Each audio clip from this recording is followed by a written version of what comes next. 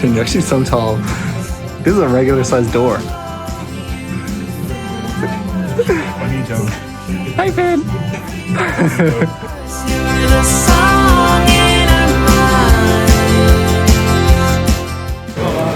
What is that? Whoa. Is it good? The plan was to go to the Louvre today, but I didn't check the schedule too well, if I'm being perfectly honest, and the Louvre's closed today. They're having their opening ceremony today in the Louvre, and so you can see there's like, I don't know if you can see, but there's a lot of security absolutely everywhere. And I made Finn dress up for the Louvre because I was going to take some nice photos. So now he's sweating and we're not getting in. The plan now is to try get into Villa Savoie, and because everything else seems to be closed. Eiffel Tower is closed today, Musée d'Orsay is closed today, the Louvre is closed today, and yeah, we're going to try head out of the city a little bit, see some architecture that I want to see, and Finn's just going to have to suck it up. Sorry, Finn.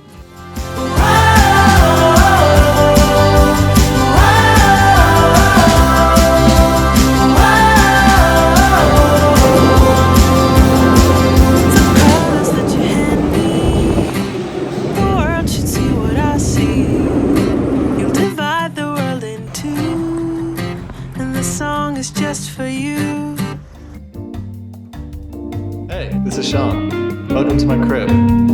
At my AD house tour of Villa Savoie.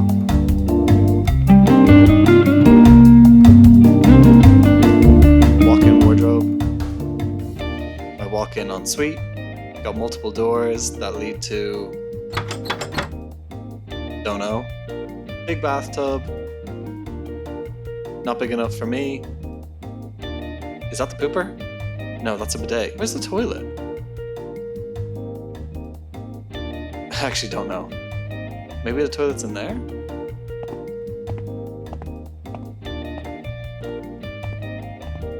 This is my lounge, my main living space. Usually I have furniture, but times are tough, you know. This is where I host all my gaff parties. You can see my ribbon windows all along. Again, this is where my swinging parties happen. This is the kitchen. It's kind of small, but that's because the servants go in there. This is not for me. That's actually for real. Oh, sorry. This is my much bigger kitchen. Literally where all the washing up gets done. Out onto my mini terrace. This is where all my servants have their smoke breaks. You have to duck when you go through the doors.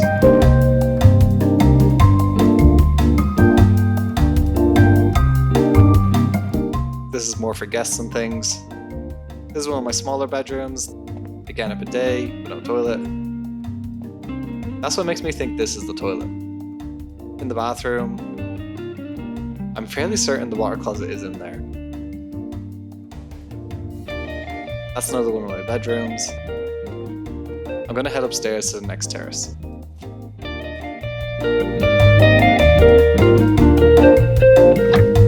Here we are on my upper terrace, where I have my barbecues and what else? What else would you do on a terrace? Swinger party. What else would you do, Finn? I have beautiful views of pussy. Every French person everywhere is going to report you. That's what it's called. That's what it's called.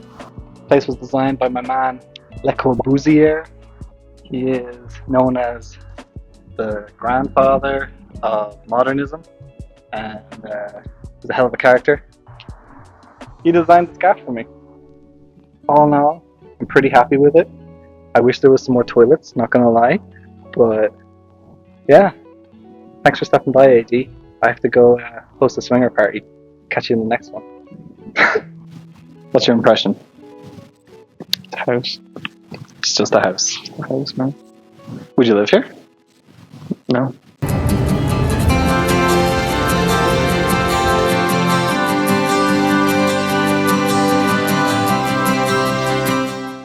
We've now arrived at the Arc de Triomphe. Boom. It's real big. This is actually this is my fourth time being here in Paris, or in Paris. I've been here for college. I've been here for romantic getaways. I've been here for Finn slagging me. I've been here for the Paris Open competition. Every time I've come here, I've tried to go to the Arc de Triomphe. Every single time, I have failed to go. There is, you can't just cross the street. Obviously, it's closed now for the opening ceremony again, but you can't just cross there because that's one of the most hectic roundabouts in the entire world. That's why it's in like all the movies, John Wick, Mission Impossible, all this kind of stuff.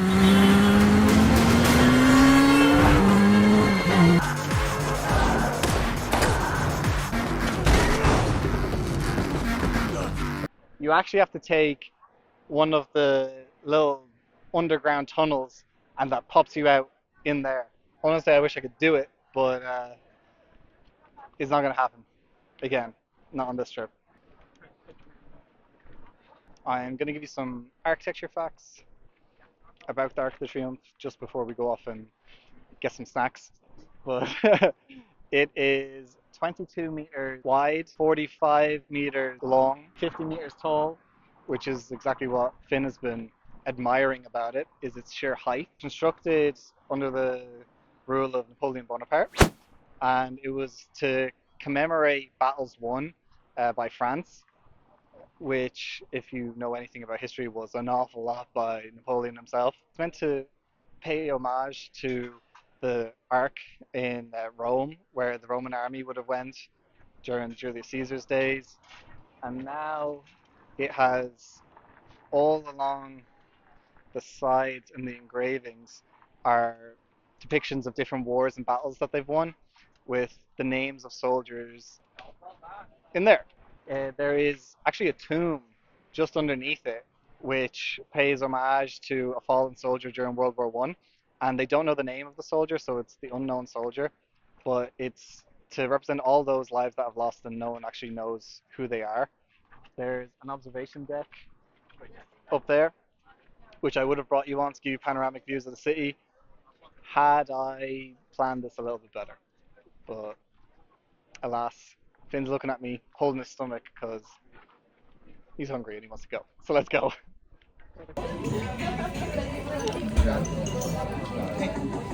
This is my first time trying snails. I'm gonna see Finn's behind the camera and he looks like he's gonna puke. It smells fine.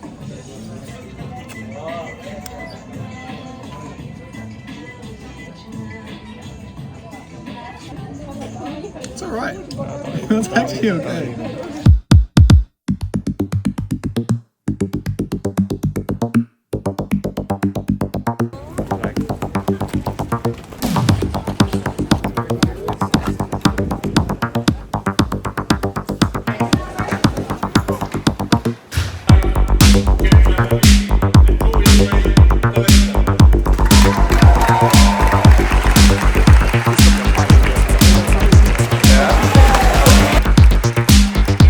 Go find our seats.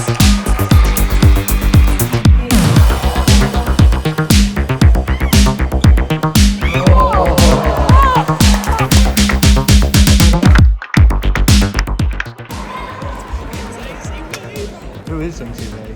That's what I want to. Jungji Wei is the best. You see, I think I like K-dramas more than I like TikTok, so I'm gonna root for the Koreans. Alright, keep lost. Alright. There's a really good Korean expert. They're in this group. They're world champions. Korea? Yeah, not these ones. The other Koreans.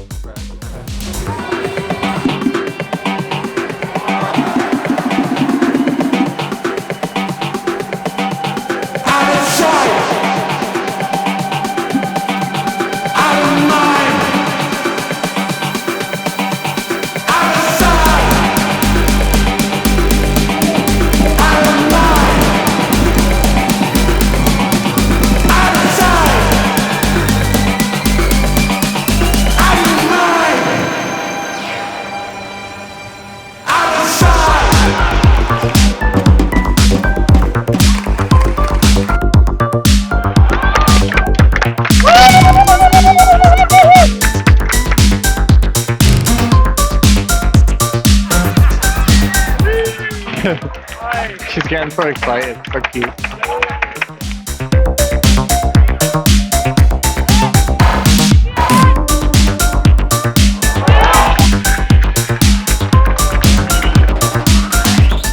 Keep your composure, girl.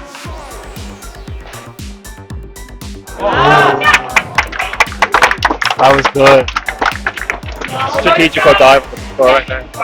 Why do you think? They're serving there, so she wants them up the court, so set their flow. What? So they have them up the court. So they're setting the flow of their progression on this side. Gotcha. Wow, that's clever. Yeah.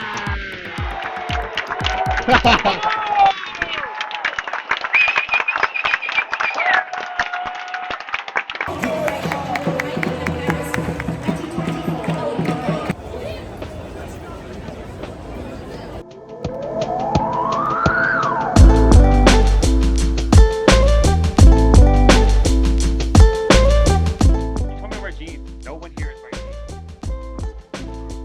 I thought you believed me. Alright. As you can see, we are now in the Louvre. Or the courtyard of the Louvre, anyways. We're going to go down there in a second. But for now, I thought I'd tell you some of the history and architecture from the courtyard of the Louvre. Originally, the Louvre was actually a fortress, a medieval fortress, in fact. And you can kind of see that in the way that the keep and the entrance is kind of splayed out, but you won't be able to tell from the battlements or anything because I believe they are underground now. Things like the moat and things are now in the basement. And later, so that was early in the 14th century. Later on in the 16th century, it became a Renaissance palace. So that's when you started getting all of these pillars, arches, pilasters, all that kind of stuff. That's all Renaissance architecture. The more modern additions are things like this. These pyramids, the main entranceway, and these were done in 1889, I believe, by a Chinese architect, IMP. I'm 100% sure I butchered that, but these big, more modern installations kind of represent and hint that all of the art is down there. It is in obviously these buildings around, but you have more modern art downstairs. I convinced Finn that he had to dress up for the Louvre so that I could take some really nice photos of him. And dressing up really nice for Finn means dock boots and really, really big jeans. So he is sweating because it's like 32 degrees right now. And I think I'm gonna go bring him inside and save him. He's cowering in the sun. This is, of course, the main entrance just in there. But the queue looked rather long. It's coming outside into all the heat. So we're gonna go try to find the other entrance, which should have a smaller queue.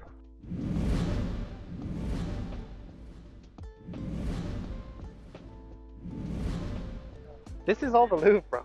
Yeah, I know, but I got like this area. No, all of it is like all of these buildings is the Louvre. It's all the one building. Hey man, fuck off. Shit, I just watched the video if I want to know about it. You won't even watch this vlog and you're in it. Finn was my very first subscriber, Yeah, real so talk. I'll always appreciate Always that. number one. But he hasn't watched anything else that I've ever No, done. that's such a lie. That's such a lie. Have you watched that? Yeah, I've watched probably 80% of them. Okay, 80% is an A. So I'm gonna I only get A's. I just get A's. That's how I roll. see there. I think the Louvre is there. I think you can enter it there. Well, now I can.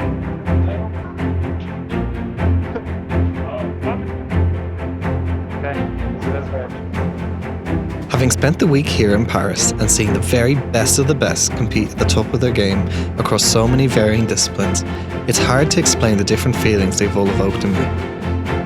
I would imagine it's hard for anyone to watch such incredible athletes and not feel inspired.